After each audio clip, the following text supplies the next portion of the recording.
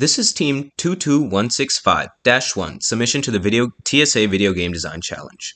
We created Polar Shift, which is a two-player game that focuses on collaboration and timing. Written in Unity, which is a popular game development engine used to create many of today's modern games, and using the C# language, this project took over 12 hours to complete. The design first started with a quick brainstorming session where we attempted to connect a theme to game ideas that we had. We initially thought of making a 3D top-down two-player game, but this seemed too difficult to complete in a short time, so we decided to do something with cars. But then we scrapped that idea and decided to go for something that is popular, yet simple and fun to play. And we decided to make a platformer with two players and they have to work together.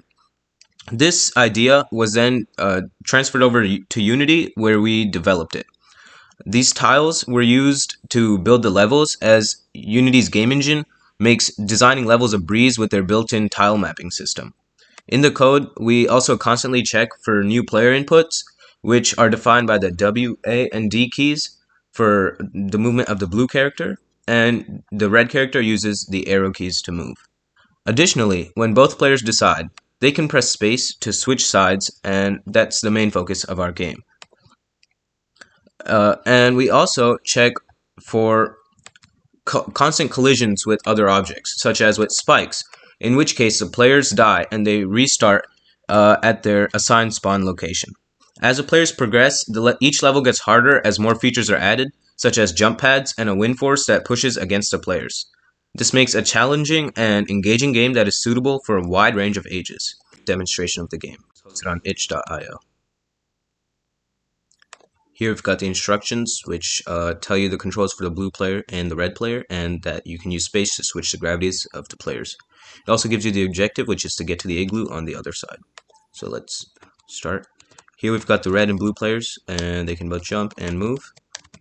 So we're just initially trying to progress to get to the blue side, the igloo, except as you can see here, red can't make it up. So that's where the main focus of our two-player game comes in, which is when you press space, the players switch sides, and now red can continue on, and so can blue. Red jumps up, blue continues, and then once again, blue has reached a point where it can't progress anymore.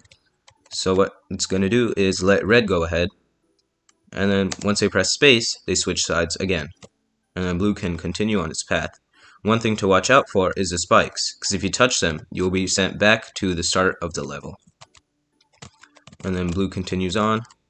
Red can't make it across these spikes, so it has to wait for blue. And once blue's ready, they press space once again, and red continues on.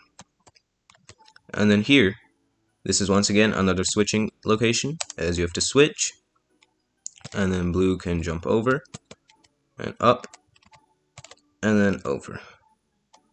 And now red can do the same, and to do that, blue would have to fall down, which is where the collaboration comes in, as both players need to be ready to switch. Otherwise, if one's not ready, they'll have to restart. And there's a quick example of the spike, which sends you back to the beginning of the level. So the players save their locations, which reflects where they last died. So red was on the top when he died, so once again red starts at the top. And then here we switch,